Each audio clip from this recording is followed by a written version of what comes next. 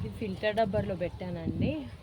ఇదిగోండి ఇక్కడ వరకు వచ్చింది. చిన్న తీగ ఇప్పుడే పారుతుంది.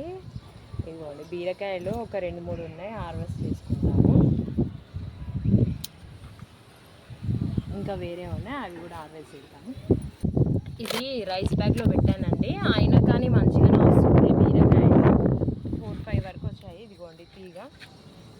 ఇది ఇంకా ఇది అవ్వదు, ఎందుకంటే ఇలా సన్నగా ఉంది, ఇక్కడ ఈవెన్గా లేదు. ఇది రాదు కాబట్టి హార్వెస్ట్ చేసుకుంటున్నాను. ఇది ఇంకా కింద ఉన్నాయి, అవి కూడా చూపిస్తా.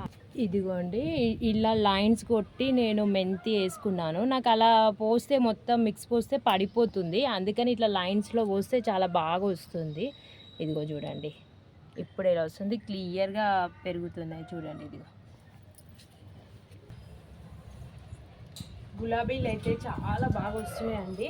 ఇవి గులాబీలు లోకల్ గులాబీ, పూజకైతే నాకు బాగా సరిపోతున్నాయి. ఇదిగో చూడండి చాలా బాగా. ఇదిగో ఒక 4. ఇది ఇంకొక చెట్టు చెప్పాను కదా గులాబీలు చాలా వస్తున్నాయని. ఇదిగోండి ఒక కొమ్మకే 5-6 వరకు. ఇది అన్నీ ఇలా తీసి పక్కన అంటు కట్టుకుంటాను. శంకు పుష్పాలు కూడా నాకు పూజకు మాత్రం గార్డెన్లో వచ్చిన ఫ్లవర్స్ బాగా సరిపోతాయండి. ఇదిగోండి ఇది టబ్లో పెట్టాను బీరతీగ. ఇదిగో చూడండి ఎలా పాకిందో, చాలా హెల్తీగా పెరిగింది. ఇదిగో ఇక్కడ వరకు. ఇదిగోండి ఇప్పుడే అంత పూత స్టార్ట్ అయింది. ఇది ఒక్క బీరకాయ, ఇదే ఫస్ట్ అండి దీనికి, ఈ తీగకి హార్వెస్ట్ చేసుకుందాం. ఇదిగో ఎంత పెద్దగా ఉంది, ఇంకా రాదు. ఇది ఇంతే సైజుగా అనిపిస్తుంది నాకు.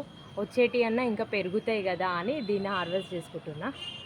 ఇదిగోండి ఈరోజు మాత్రం టెర్రస్ గార్డెన్లో 3 బీరకాయలు వచ్చాయండి. కర్రీకి మాత్రం సరిపోతాయి. నచ్చితే లైక్, షేర్, సబ్స్క్రైబ్ అండి. Thank you.